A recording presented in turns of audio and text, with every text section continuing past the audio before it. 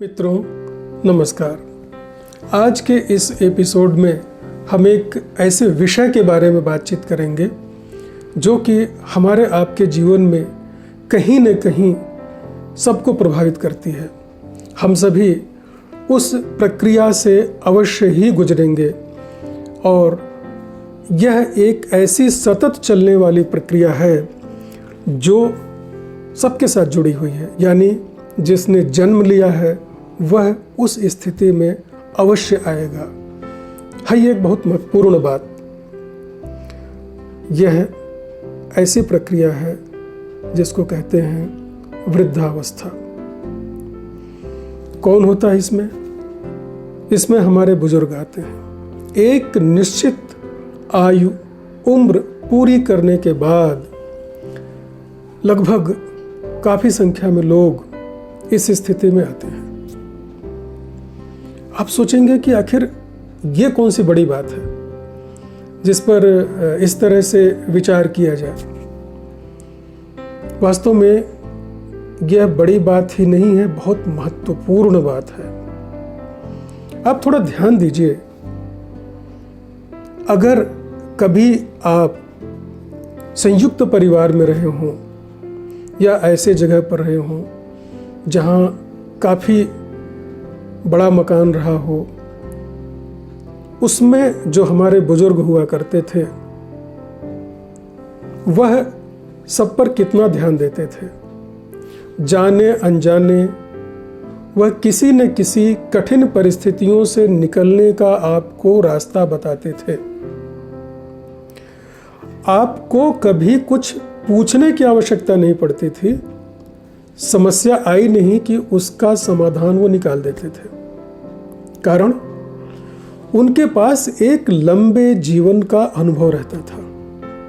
वह अपने अनुभव मात्र से बहुत सारी बातें अपने आप हल करते थे।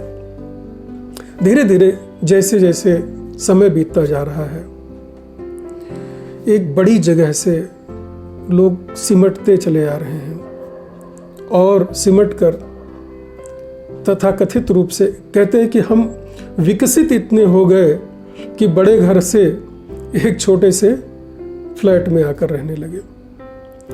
अब आप देखें, क्या आपको वास्तव में अपने बुजुर्ग का साथ मिल पाता वहां पर? यह एक कड़वा सच है।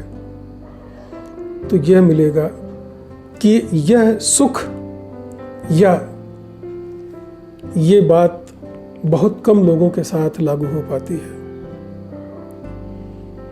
परिवार में एक समय था जब लोग साथ में रहते थे, क्योंकि जगह बहुत थी। जगह सिमट गई। आपको अब किसी समस्या के समाधान के लिए मित्रों को फोन करना पड़ता है। अन्य जगहों पर जो तमाम आजकल के माध्यम चल गए हैं उनमें आप घूमते हैं, खोजते हैं, सर्च करते हैं। उसके लिए तरह तरह के सलाहकार मिलते हैं। उनके माध्यम से आप उस समस्या का हल ढूंढते हैं। आप भूल जाते हैं कि एक बहुत बड़ा हल जो आपके पास था उसे आप छोड़कर बैठे हुए हैं।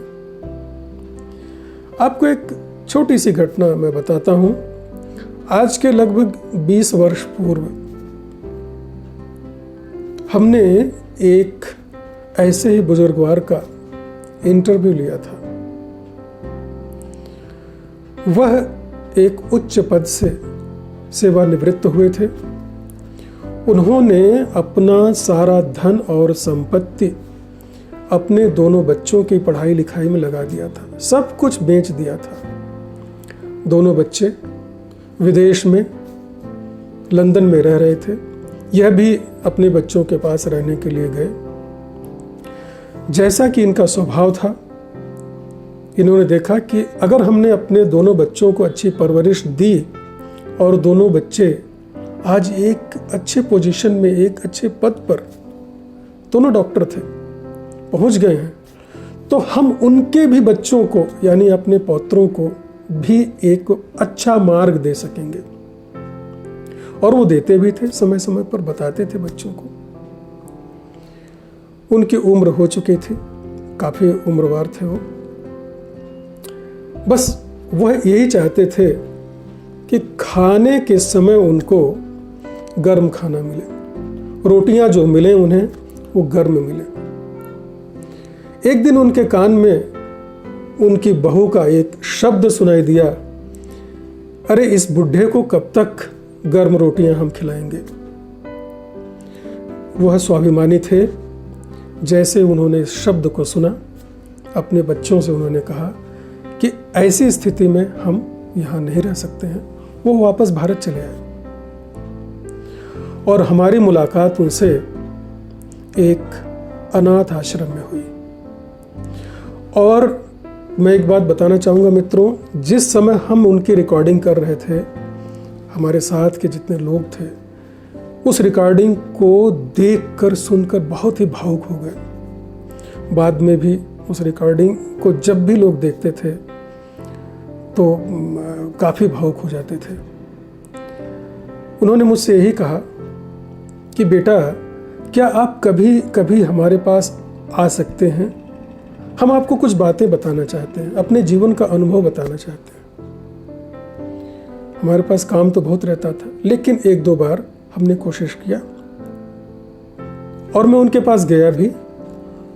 मैंने एक चीज देखा, एक बात देखी कि एक ललक होती है ऐसे उम्रवार लोगों के अंदर कि वो अपनी सारी चीजें आपके पास उड़ेल कर रख दें। उनके पास ज्ञान का अथाह भंडार होता है। वह चाहते हैं कि उनकी बात कोई सुने। अपने लंबे जीवन के अनुभव के साथ उन्होंने जो महसूस किया है, जो देखा है, जो कठिन परिस्थितियां या अच्छी परिस्थितियां जो उनके साथ आई हैं, जो उन्होंने वक्त गुजारा है, वह आपके साथ शेयर करना चाहते हैं, वो आपको बताना चाहते हैं। क्या आपके पास ऐसा समय होता है कि आप सुनना चाहते हैं? मुझे उनकी बातें बहुत अच्छी लगती थी। मैंने बहुत कुछ सीखा, बहुत कुछ उनसे प्राप्त किया है। तो मेरे कहने का मतलब यह है कि आपके पास सीखने और ज्ञान प्राप्त करने की एक ऐसा अवसर है जिसको हम आप सभी खोते चले जाते हैं। हम कभी ध्यान नहीं देते हैं, या यूं कहें कि जो हमारी आप सबकी परिस्थितियां हैं उनमें हम ये सोचते हैं कि संभवतः इस बात को दूर ही रखा जाए तो अच्छी बात है। जीवन का यह सच हर कोई व्यक्ति जानता है, लेकिन इसको अवॉइड करता है, इस सच को स्वीकार नहीं कर पाता है जल्दी। मित्रों, एक बात हम आपको बताना चाहेंगे कि देखिए, अगर एक छोटा बच्चा भविष्य है, समाज का भविष्य है, आगे का भविष्य है, तो आप वर्तमान हैं। हमारे बुजुर्गवार क्या हुए? वो हमारे धरोहर हुए। तो जहां पर धरोहर का संरक्षण सही सही होगा, निश्चय ही उस स्थान का भविष्य उज्जवल होगा। आप अपने बच्चे को सजाने में, संवारने में, बनाने में लगे रहते हैं। कई जगह हमने देखा है, स्कूलों में, कॉलेजों में लंबी लाइन लगी रहती है। किस लिए? कि आप अपने बच्चे का भविष्य सुधारने के लिए वहां गए हुए हैं, बच्चों के साथ लगे हैं। कभी ध्यान दिया कि आपके पिताश्री भी ऐसे ही लाइन लगते थे, ऐसे ही आपके बारे में चिंतित होते थे? आप क्या परोस रहे हैं? आप अपने बच्चे के सामने जो परोसेंगे वही तो पाएंगे। आप सोच रहे हैं कि हम भविष्य बना रहे हैं, लेकिन जाने अनजाने आप अपने धरोहर की उपेक्षा कर रहे हैं। आप अपने धरोहर से दूर होते चले जा रहे हैं। तो यह ध्यान रखिए, कड़वा सच है, आप अगर अपने धरोहर से दूर होंगे उन्हें अवॉइड करेंगे तो आपका भविष्य बुरा होगा, कहीं भी आपका भविष्य अच्छा नहीं होने वाला है।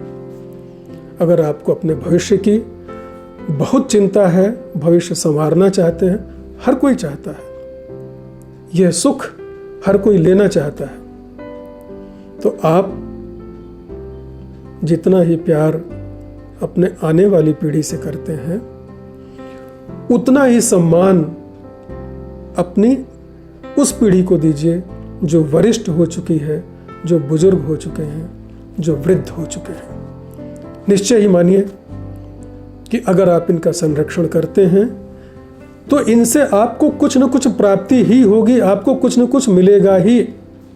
इसमें आपका कहीं कोई नुकसान नहीं होने वाला है। बस इन्हें आपको थोड़ा सा समय देना होगा और सम्मान देना होगा, आपको बहुत कुछ मिलेगा। इस पर अमल कीजिएगा, ध्यान दीजिएगा, हो सकता है आपको आगे अच्छा लगे। तब तक के लिए नमस्कार।